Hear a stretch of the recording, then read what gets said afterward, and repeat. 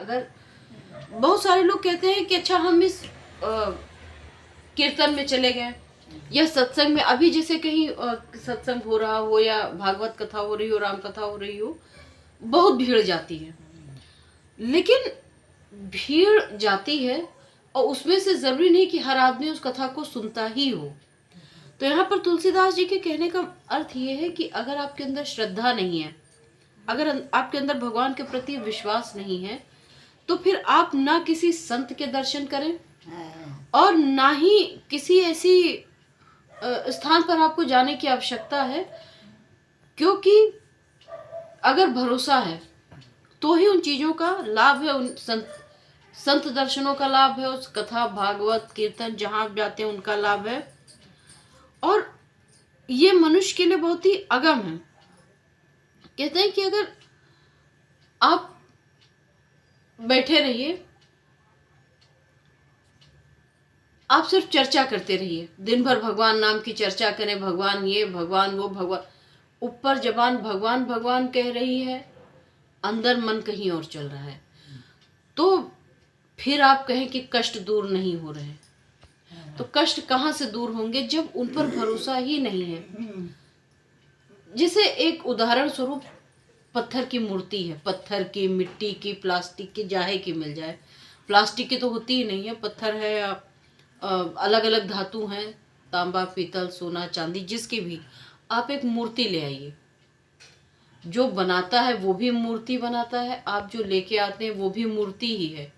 लेकिन वो मूर्ति से भगवान कब हो जाते हैं? जब आप उनमें रोज धूप अगरबत्ती करते हैं, तो केवल धूप अगरबत्ती नहीं करते, जब भाव से करते हैं, जब विश्वास होता है, और जब आप किसी कष्ट में हो और आपको लगे कि कोई साथ नहीं है या हम अपनी बात नहीं समझा पा रहे हैं किसी को, या मन वैसे ही अकेला हो, कई सारे मतलब मन है इसमें, तरंगें उठती रहती हैं भावों की। तो उस समय जब आप भगवान के पास बैठिए और उनसे जो आप कहिए और इस विश्वास से कहिए कि वो सुनते हैं, तो यकीन मानिए कि आपको उसका परिणाम भी 2 से 4 दिन में देखने को मिल जाता है। अगर आप बहुत चिंतित हैं और कोई रास्ता आपको नहीं मिल रहा है, घर में ही जो मूर्ति रखी है, चाहे जिस धातु की हो, आप उनके पास हाथ जोड़ के बैठिए और कहिए, प्रभु या माता या भगवान, जिसको भी आप मानते हैं कि हमको ये समस्या है, भाव से कहिए। तो उस भाव का असर ये होता है कि आपको रास्ता मिलता जरूर है, चाहे 4 दिन बाद मिले। हम डॉक्टर के पास जाते हैं, बुखार है, तब सुनना था, वो तभी सुनते हैं। जैसे हम डॉक्टर के पास गए, कह दिए बुखार है, तो डॉक्टर जब तक चेक नहीं करेगा, जब तक हम उसको अपनी बात बताएंगे नहीं, दवाई कैसे देगा। तो भगवान सर्व जगह है, सर्वव्यापी है, कण कण क्षण क्षण में है, लेकिन फायदा तब है जब उन पर भरोसा किया जाए। जो कर कष्ट जाय पुन कोई, और जात ही नींद जुड़ाई होई। जड़ता जाड़ विषम उर लागा, गयो न मज्जन पाव अभागा। अब कह रहे हैं कि कष्ट, यदि कोई मनुष्य है और उठकर वहां तक पहुंचे, भगवान तो आपकी यहां से भी सुन रहे हैं, भगवान आपके घर में मंदिर है वहां भी सुन रहे हैं, भगवान तो हर जगह सुन रहे हैं, लेकिन जो नींद रूपी जड़ बुद्धि है ना, महीने बाद फैशन चेंज होता है, तो हम फैशन के अकॉर्डिंग कपड़े पहन लेते हैं।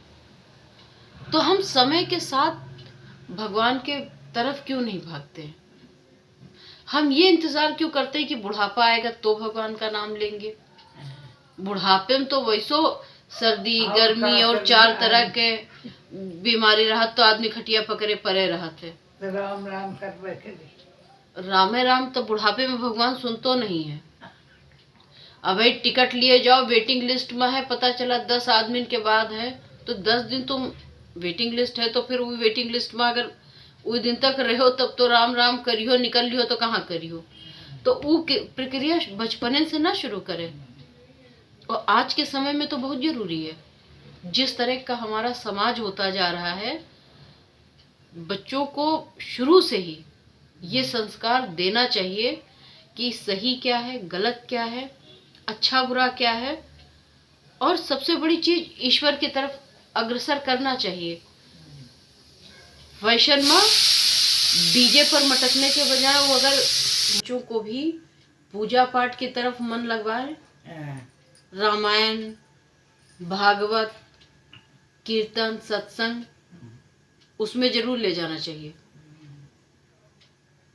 क्योंकि समाज इतनी तेजी से बदल रहा है कि इसमें बड़े बहक जाते हैं, बच्चे तो बच्चे हैं, वो तो जैसे जैसे समय जा रहा है वैसे वैसे चीजें देख रहे हैं, समझ रहे हैं, तो कहीं ना कहीं वो गलत दिशा में भी जा रहे हैं। तो कहने का मतलब ये है कि जैसे समय के साथ हम अपने आप को ढालते चले जा रहे हैं, अपने अपने अंदर परिवर्तन लाते जा रहे हैं, वैसे समय के साथ हमें ईश्वर की तरफ चलना चाहिए। वो जड़ रूपी नींद से जागना आवश्यक है। जैसे जाड़ा लगने पर हम रजाई ओढ़ते हैं, आजकल सर्दी का महीना भी है, तो उसी तरह हमको कोशिश करना चाहिए कि जो परिस्थिति रूपी सर्दी है उसमें भगवान नाम की रजाई सदैव ओढ़ के रखनी चाहिए।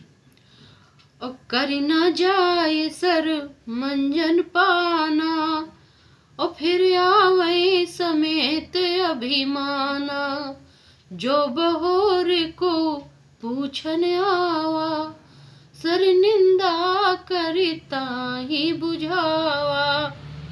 अब कह रहे हैं कि जो सरोवर में स्नान करके लौट आया, जो संत हैं, और खाली संत ही नहीं, जो हमारे बड़े बुजुर्ग हैं, या जैसे आप ही हैं भगवान का नाम लेती रहती हैं, और भी ऐसे लोग जो भगवान नाम का रसपान करते हैं, जिनको भगवान की चरण में लौ लगती है, उनको तो आनंद है। तो वो चार लोगों से ही कहेंगे कि खाली बैठे हो तो भगवान एक नाम लो।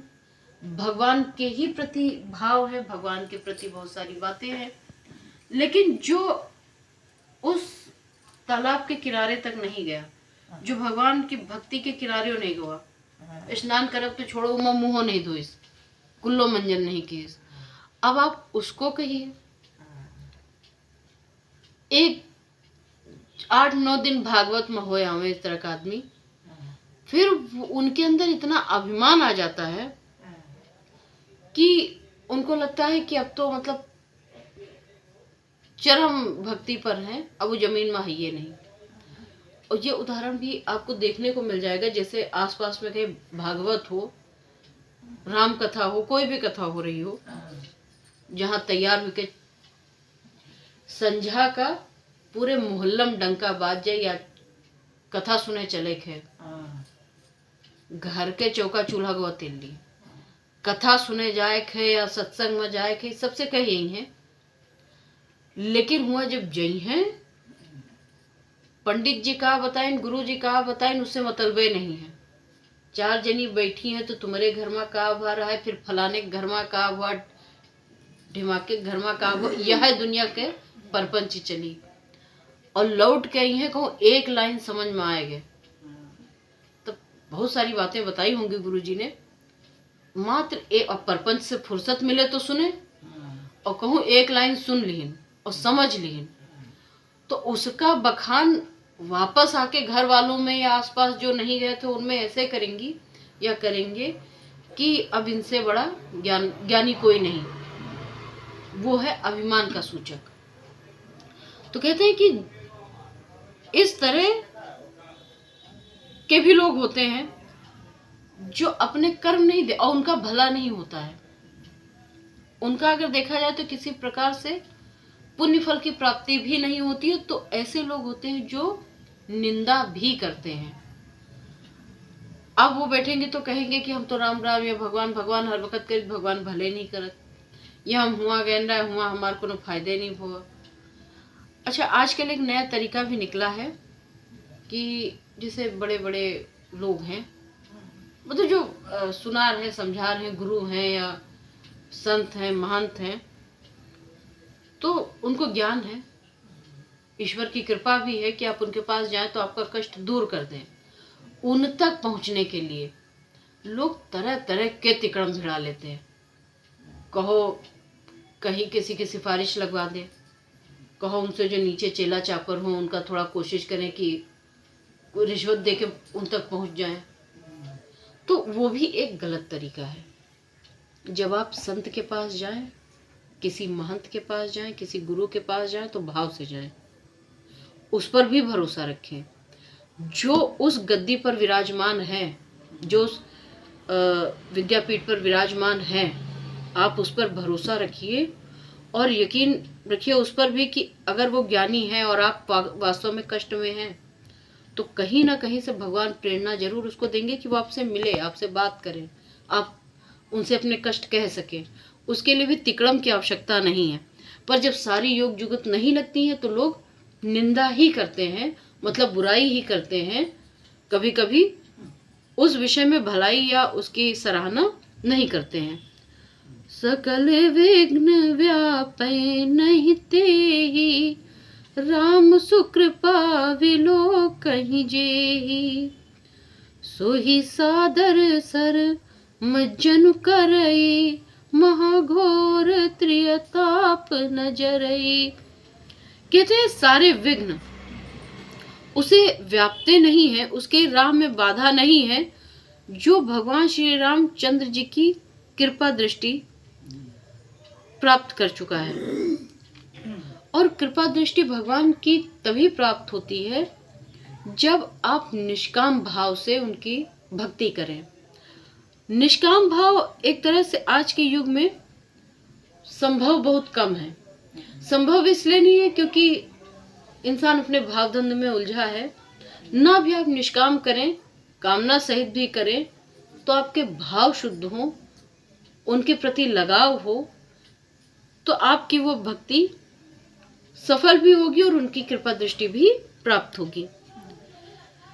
ते नर यह सर तजई न काऊ, जिनके राम चरण भल भाऊ, जो नहाए चह यही सर भाई, सो सत्संग करऊ मन लाई। अस मानस मानस चख चाही, भई कभी बुद्धि विमल अवगाही। भयउ हृदय आनंद उछाऊ, उमग्यो प्रेम प्रमोद प्रभाऊ। चली सुभग कविता सरिता सो, विमल राम जस जल भरता सो, सरजु नाम सुमंगल मूला, लोक वेद मद मंजुल कूला। अब कह रहे हैं कि जो भगवान राम के चरणों में मन लगाते हैं तो भगवान भी उन्हें नहीं छोड़ते हैं, और उनकी प्रार्थना, उनकी बात भगवान भी उतना ही मन लगा के सुनते हैं जितना भगवान की शरण में मन लगाता है कोई भी, चाहे साधारण हो चाहे असाधारण मनुष्य हो। और ऐसे मानस के हृदय, कहते हैं भगवान ऐसे मानस को हृदय नेत्रों से देखते हैं। ऐसे जो मनुष्य होते हैं, ऐसे जो लोग होते हैं, उन्हें भगवान अपने मन की आंखों से सदैव देखते हैं। अच्छा, ईश्वर में एक बहुत वो शायद इसीलिए भगवान है, उनको ये भी पता है